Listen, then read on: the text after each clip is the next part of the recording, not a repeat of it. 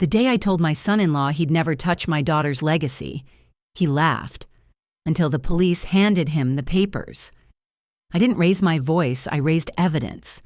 That's the difference between noise and power. And believe me, this story's only getting started. The church basement smelled like instant coffee and paper plates.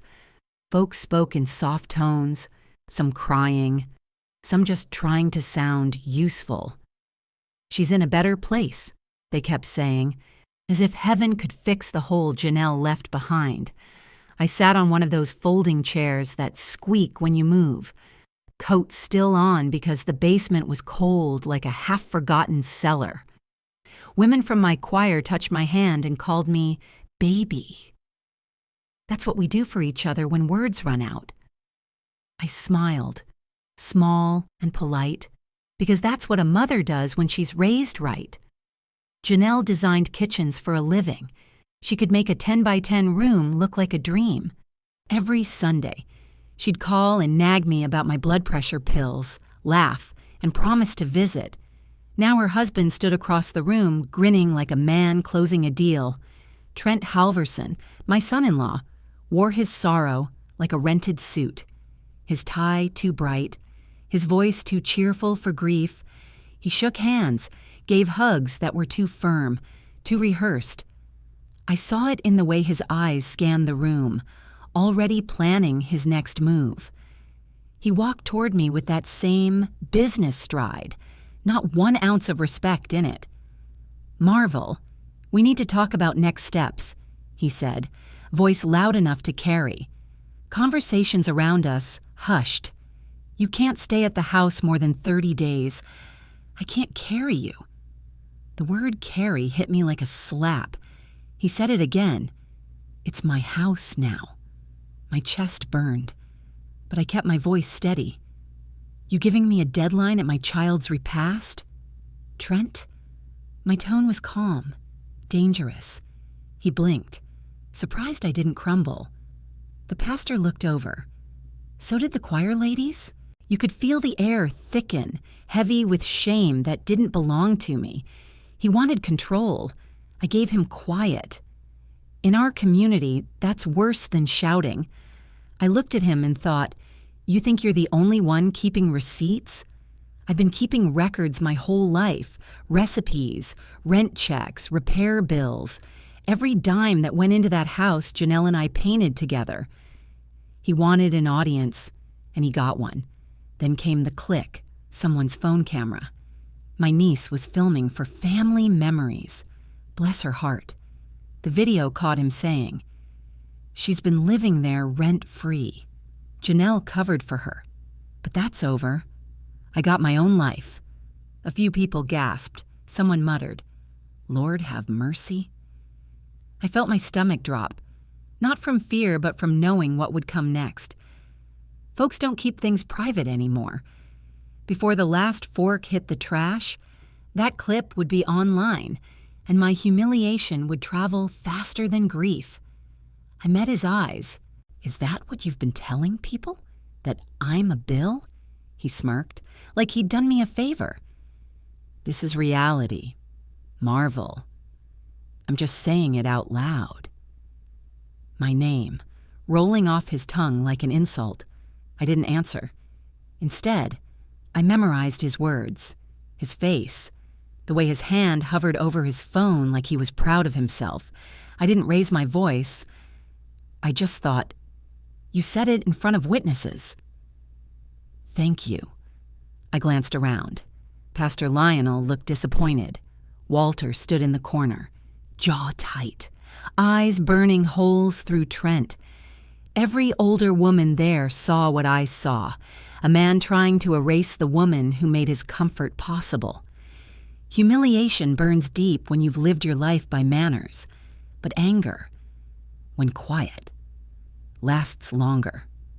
I stood, straightened my coat, and said softly, "Where I come from, you don't disrespect an elder woman at her own child's funeral and walk away clean." Then I walked toward the door. My phone buzzed before I reached it. A Facebook notification. Someone had already posted the video. I didn't panic. I pressed my palm over my chest, whispering to myself, "Baby girl, they just handed you evidence."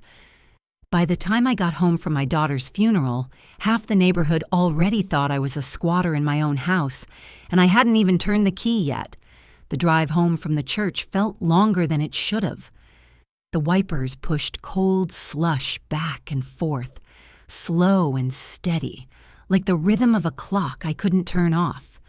Cleveland in March always smelled like wet concrete and salt. When I turned onto Maple Street, my headlights washed over the same row of brick homes I'd waved to for 30 years.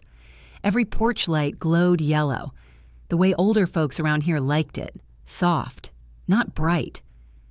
Before I could pull into the driveway, I saw them. Two of Trent's realtor buddies standing by the sidewalk, talking like they already owned the place. One of them pointed toward the house and said, "She still got keys?" Like I wasn't even there. I didn't answer. I just parked slow, careful, the way you do when pride is the only thing keeping your back straight. I stepped out, clutching the folded funeral program with Janelle's smiling face on it. My phone buzzed again and again inside my purse. I didn't need to check. I knew the clip was making its rounds. I whispered, "Lord, he works fast." Not as a prayer, but as confirmation. The man didn't waste a minute turning grief into gossip. I turned the key. Felt the old lock stick the same way it always had. I'd fixed it before with oil and patience, things Trent didn't know how to use. Inside, the house smelled like pine sol in winter, too clean, too still.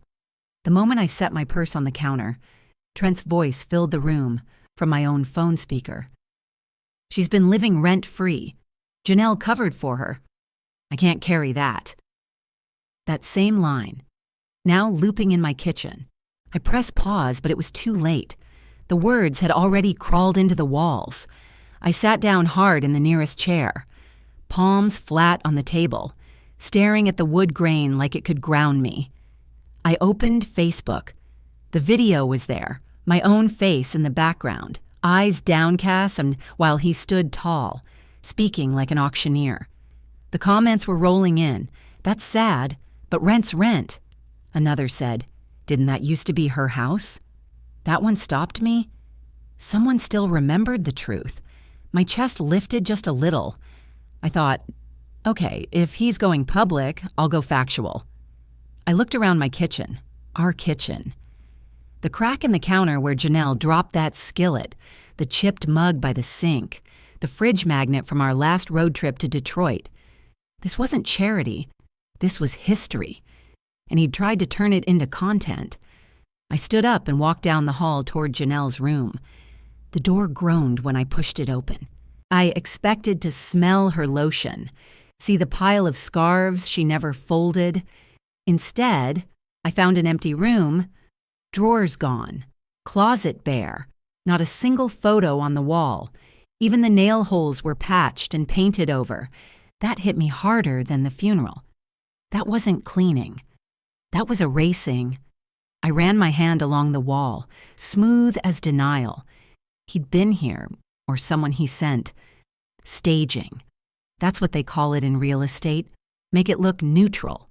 Erase the story.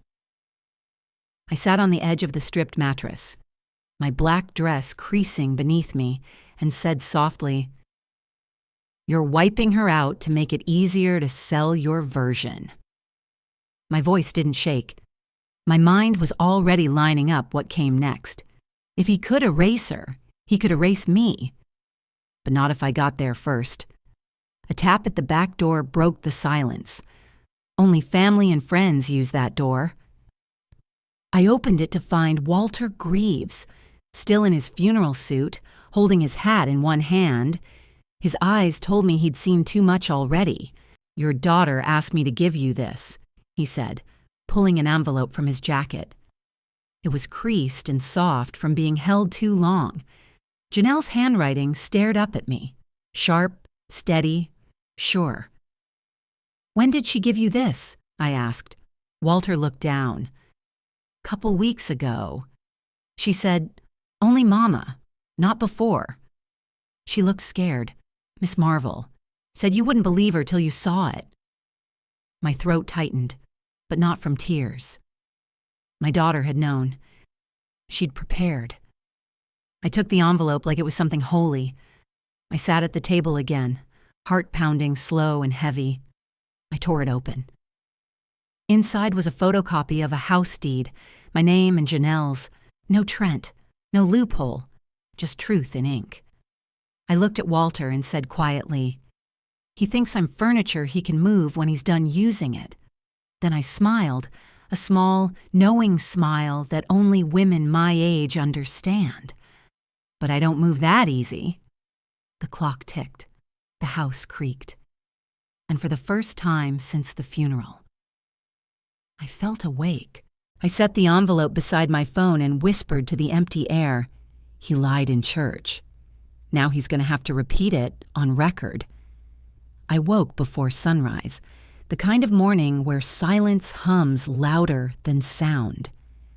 The kettle hissed, the floorboards creaked under my slippers, and the air smelled faintly of yesterday's coffee. I hadn't slept much, but I didn't need sleep. I needed focus. I set my cup down, spread the deed across the kitchen table, and read it again. My name. Janelle's name. Signed, witnessed, filed. Facts don't lie, but people do. I whispered it like a promise. Signed, witnessed, filed, not imagined. I tapped the corner of the document with my fingertip and exhaled slow. This wasn't grief anymore, this was review. I placed my phone on the table, angled it toward the chair across from me, and pressed record. I kept the screen dim. The sound of the furnace kicking on made the room feel smaller, almost private, perfect for what needed to happen next. At 8:12, I heard the crunch of tires over old snow, then a car door slam. He didn't knock. He just walked in like always. "You sleep okay, Marvel?" he asked, voice all smooth syrup and no substance. I didn't look up. "You could have asked before unlocking my door." "Trent." He chuckled like I was joking. I still had a key. Habit. He poured himself coffee from my pot. Didn't even ask. He leaned against the counter, pretending concern. "You know, Janelle wanted me to handle the house. She said it was too much for you." I stirred my coffee slow. "You sure she said that?" "Yeah," he said quickly. Too quickly. "She was worried about you living alone. She told me if anything happened, I'd take care of everything." His tone was rehearsed, like he'd been practicing for sympathy. I reached across the table and laid the photocopy of the deed down between us. The paper made a soft sound, like a knife sliding from its sheath. He froze. "Where'd you get that?" "From your wife," I said, calm as air. She made sure I had it. His smile cracked. "That doesn't mean anything. She didn't know what she was signing." "Then why isn't your name on it?" I asked. The silence that followed told me everything I needed. His jaw tightened. He glanced toward the counter where the phone sat. He didn't notice the small red light beneath the coffee mug.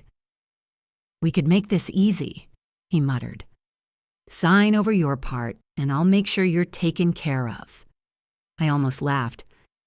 "You already told the whole church you were done carrying me. Remember?" His eyes flickered. He realized I'd caught him. He realized I might have proof. He stormed out, muttering something about lawyers. The screen door slammed so hard it rattled the window panes. I didn't chase him. I sat there, let the recording save, labeled the file Trent Conversation 1, and backed it up twice. Old women might move slow, but we move careful. By noon, my phone buzzed again. A notification. Trent Halverson is live. The video showed him smiling into his camera, wearing the same suit from the funeral. "We're hosting a charity brunch in memory of Janelle," he said, "helping single mothers like her mom." His voice was honeyed deceit, the comments section flooded with praise. Such a kind man. She raised a good one. I stared at the screen, then at the wallpaper behind him. My wallpaper. He was live streaming from my own kitchen. He's not giving, I whispered. He's laundering sympathy. I forwarded the video to my cousin Denise in Columbus, attorney. No nonsense. Then I opened my spiral notebook and wrote, lie number 2, public charity, private pocket. Evening settled. I sat by the window, light fading. When the doorbell rang, expecting him again, I steadied myself, but it wasn't Trent. A police officer stood on the porch, snowflakes clinging to his hat brim. "Miss Lattimore," he said, voice neutral. "We'd like to ask you about your daughter's insurance policy." I stepped aside, gesturing him in. "Of course. Officer." I said softly, "I've been expecting the truth to knock. I wasn't waiting 30 days to be told to leave my own home. I'd been raised to know that dignity doesn't come from staying. It comes from deciding when you're done." That morning, I folded my husband's Marine Corps flag and set it on top of my suitcase. I took my Bible, the one with Janelle's handwriting in the margins, and one photo of her I'd tucked behind the dresser years ago. Everything else stayed. I left the kitchen spotless, dishes rinsed, floor mopped, not because I owed him respect, but because I wanted no trace of "she wrecked the place" later, before stepping out. I taped a note inside the cabinet door where only someone who cooked would ever look. Leaving doesn't mean losing. Then I turned off the light, locked the door, and walked out. Slow, steady, shoulders straight. Walter's house smelled like cedar polish and instant coffee. He didn't ask questions, just handed me a blanket and said, "Spare room's clean." I slept for the first time in 2 nights, not because I felt safe, but because I'd stopped pretending.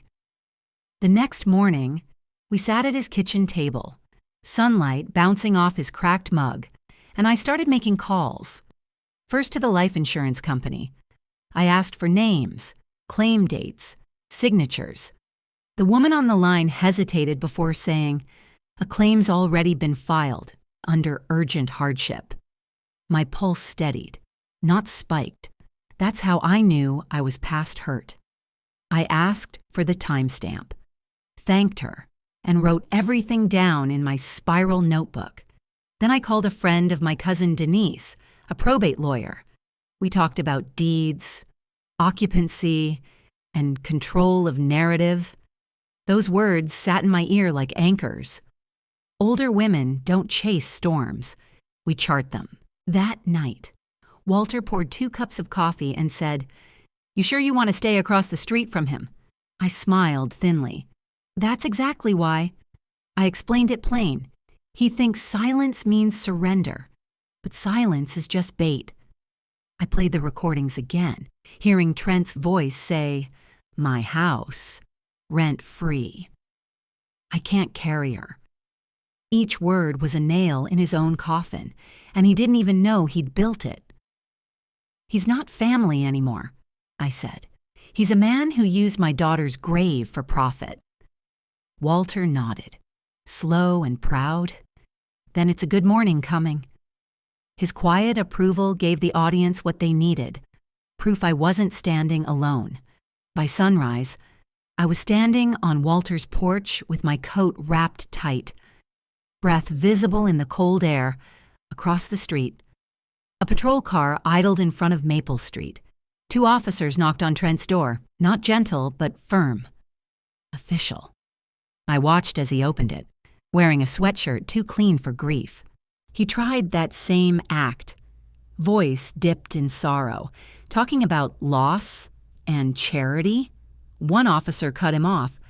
"We're here about inconsistencies in the insurance claim and questions of ownership." Those words hit harder than any shout. I didn't move, didn't wave, didn't interrupt. This wasn't the time for satisfaction. This was verification. Trent finally noticed me. His face shifted from fake concern to fury. He pointed, shouting something I couldn't hear. I folded my arms, chin up, and met his stare. My phone buzzed in my coat pocket. Not Facebook this time, but a text. The name lit up like a fresh headline. From Cassandra Hill, attorney at law. The message read, "We need to talk." I was Janelle's lawyer. Walter's kitchen was quiet except for the soft click of his old clock and the hiss of bacon in the pan.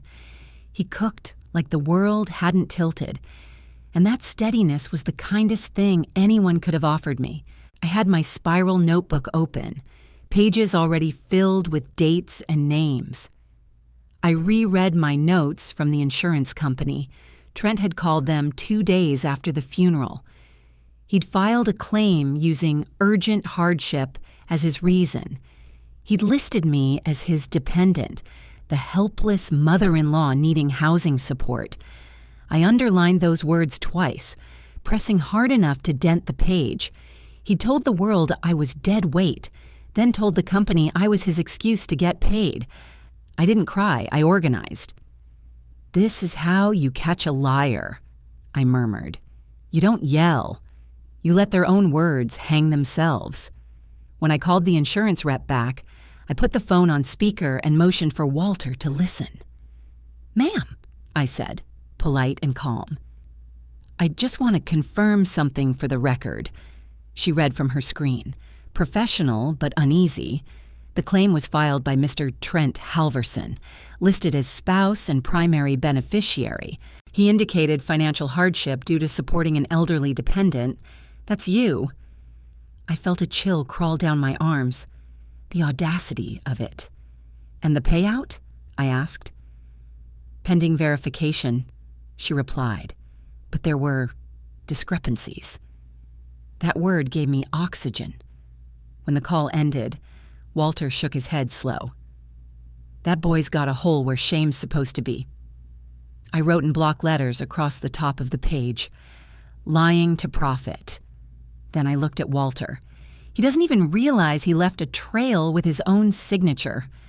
Walter leaned back and said, "There's something you should see." He drove us out toward the industrial edge of Cleveland, past shuttered repair shops and old grain silos.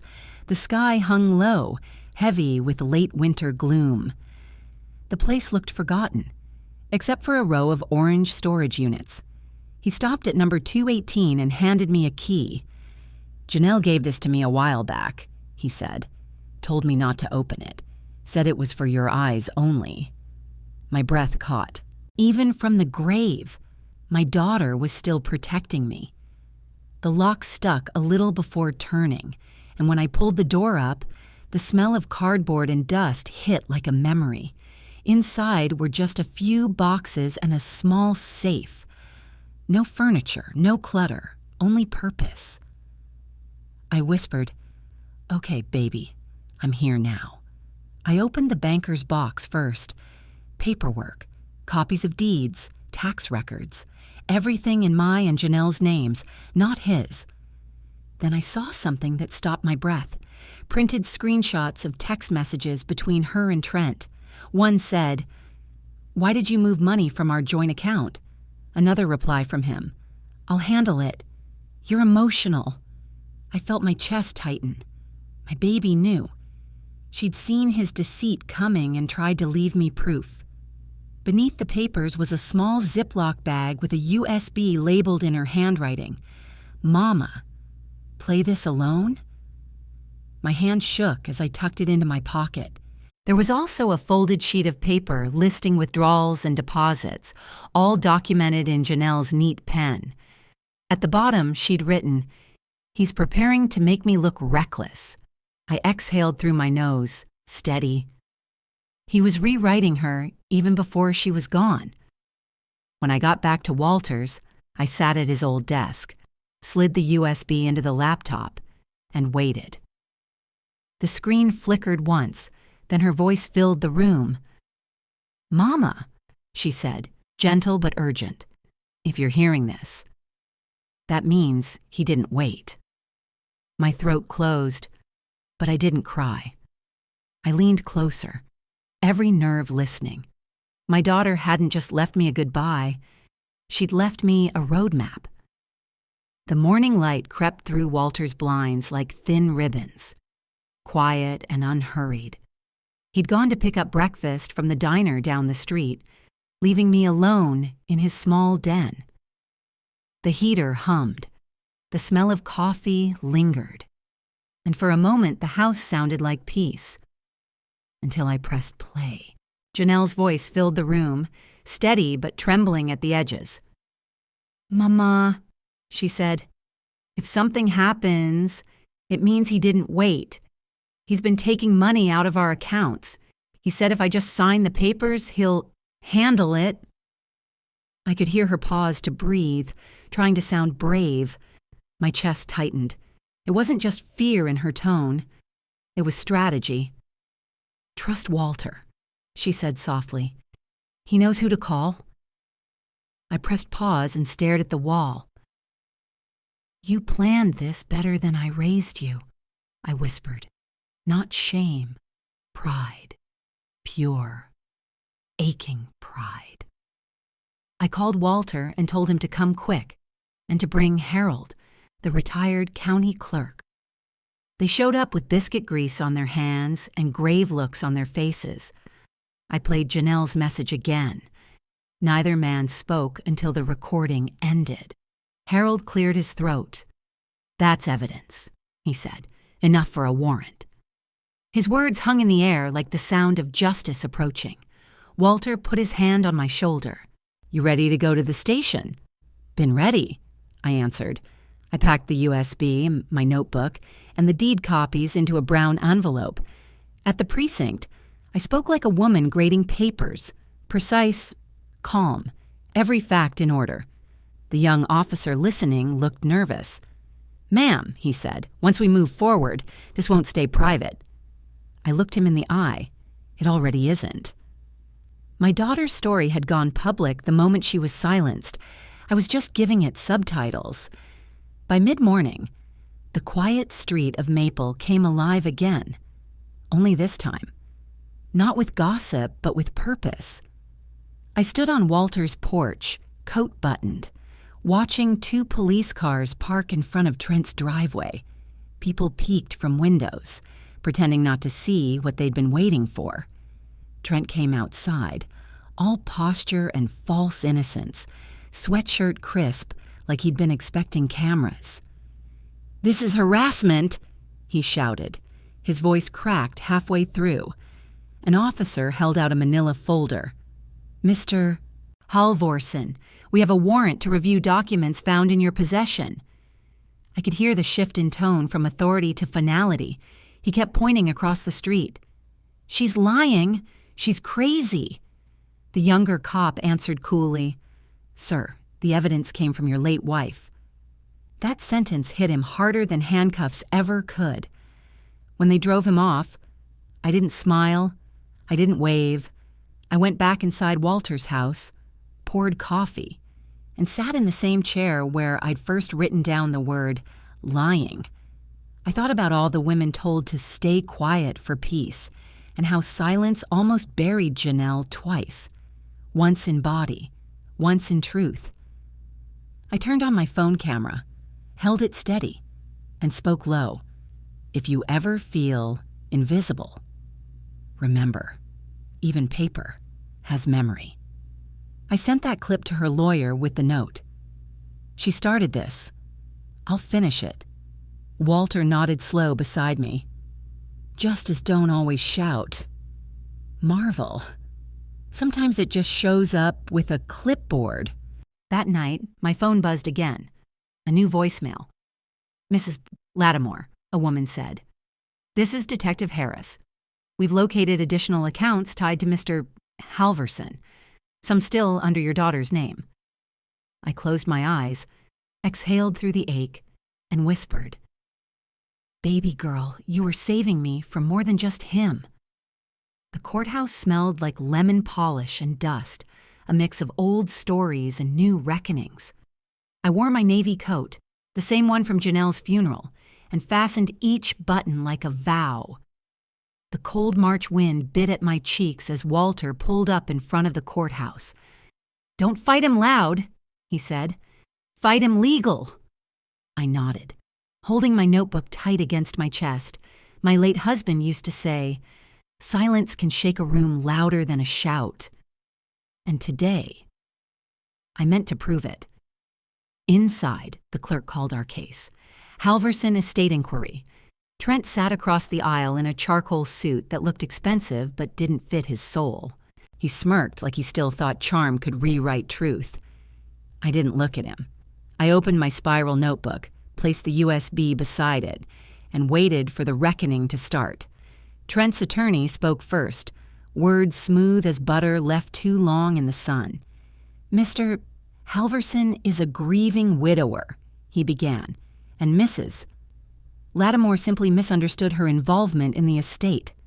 I could feel the condescension land on my shoulders like dust. But Judge Clarice Daniels, an older black woman with eyes sharp as winter glass, leaned forward and said, "She's sitting right there. Let's hear from her." I stood. My cane tapped once, a small sound that echoed across the tile. I listed dates, transactions, and the voice recording without a quiver. Trent tried to interrupt, but the judge silenced him with one hand. "You made it public when you filed false claims. Mr. Halverson." The room went still.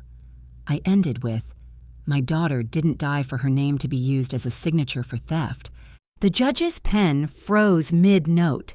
The air changed. Even the hum of the fluorescent lights seemed to pause.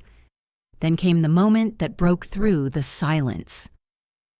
Judge Daniels asked, "Do you have anything further, Mrs. Lattimore?"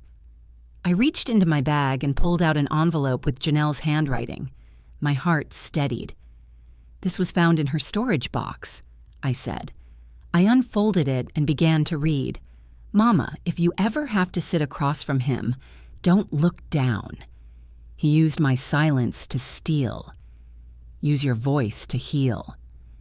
My voice cracked on the last word, but I kept reading. When I looked up, Trent's face had drained of color. "She wrote that?" he whispered. The judge leaned back, eyes shining but firm. "This letter will be entered as evidence." I sat down, not trembling, not weak, just full. For the first time, I didn't feel like a mother in mourning. I felt like her continuation, her echo turned into action. The judge didn't rule fully that day, but she granted temporary protection over Janelle's assets. It wasn't just a legal win, it was moral restoration. Trent stormed out, muttering, "She set me up." The bailiff stepped forward before he could come near me. I said softly, "No, Trent. You set yourself up when you forgot who was watching." Walter touched my shoulder, grounding me back in calm. I noticed the younger women in the courtroom, clerks, reporters, paralegals, watching me like they'd seen a door open they didn't know existed. Outside, microphones waited, but I spoke only one line. A mother's love doesn't die. It evolves. That night, back at Walter's house, I sat by the window as rain tapped against the glass. The phone rang. "Mrs. Lattimore," Detective Harris said. "We found another account under a trust name. It lists you as co-owner." "What's it called?" I asked quietly. "The Marvel Continuation Fund." She answered. My eyes filled before my heart caught up. "Looks like your daughter planned ahead." Harris said. I smiled through the tears. She always did. Walter walked in and asked, "Good news?" I nodded. "The kind that makes you cry first." The credit union smelled faintly of old carpet and stale coffee. Like every small-town bank in Ohio, Walter and I sat across from Detective Harris in a cubicle too small for 3 people. beige walls, motivational posters, and a printer that coughed every few minutes. Nothing about the room looked powerful, but I knew that power was exactly what was shifting in that space. Harris slid a manila folder toward me. "Mrs. Lattimore, your daughter established something called the Marvel Continuation Fund," she said. "You're the sole controlling beneficiary." I stared at the paper, tracing Janelle's signature. The balance written there could have wiped out every debt in this neighborhood. "Is it clean money?" I asked. Harris nodded. "All legitimate. She moved her own earnings, not his." Relief hit harder than any tear. "Baby girl," I whispered, "you were planning for me to outlive you." My fingers trembled, not from weakness, from awe.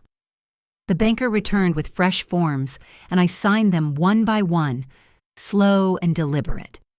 My name, Marvell R. Lattimore, looked stronger in ink than it had ever sounded out loud. I added a clause that locked Trent out permanently. No access, no dependency claims, no loopholes. Then I wrote in a new line beneath it, a college fund under Janelle's name, for girls in our neighborhood who'd lost their mothers. That was the kind of justice money couldn't cheapen. Walter leaned back, his voice rough with pride. "That's how you beat him, Marvel. You make her story keep walking." I smiled. "No man who disrespects a woman gets to eat off her memory," I said, clear enough for the teller in the next cubicle to hear. Somewhere in me, the grief quieted. What replaced it wasn't joy. It was authority. By afternoon, I walked up the path to 447 Maple Street. The sun was out, but the air still carried that early April chill. Neighbors lingered outside, pretending to rake leaves, pretending not to watch. Trent was there, stacking boxes under police supervision. His voice was smaller than I remembered. "You'll regret this," he muttered. I didn't flinch. "Trent Halverson," I said evenly. "You will not use my daughter's name to raise another dime in this town. You will not tell another woman she's an expense." The officer beside him turned slightly, listening. I faced him instead. "Officer, please note that Mr. Halverson is no longer permitted to enter 447 Maple without written authorization from my counsel." It was calm, official, the kind of sentence that ends an era. He stood there blinking, like he couldn't process that the woman he'd tried to erase was now the one defining the terms. Justice didn't need shouting. It just needed witnesses. That evening, back at Walter's, I sat by the front window, the sunset washing the room in soft gold. My spiral notebook was full, every page covered in handwriting. I thought about how that notebook had started as therapy and ended as testimony. I opened my phone camera and spoke softly to whoever might listen later. You don't have to scream to be dangerous. You don't have to hit back to win. You just have to know what's yours and refuse to apologize for keeping it. I looked at Janelle's picture and smiled. If you're a mother, a grandmother, a woman they call tired, remember, you are the estate. You are the witness. Tomorrow, I'd move back into Maple Street, not to relive it, but to reclaim it. I'd turn Janelle's room into a scholarship office. Trent tried to evict me from my own life. I turned around and evicted him from my daughter's legacy. As I locked the front door of 447 Maple, the porch light flickered once, then twice. A shadow moved across the yard, slow and deliberate. My phone buzzed with an unknown number. A woman's voice whispered, "Mrs. Lattimore, I have something that belonged to your daughter." The line went dead. End or beginning?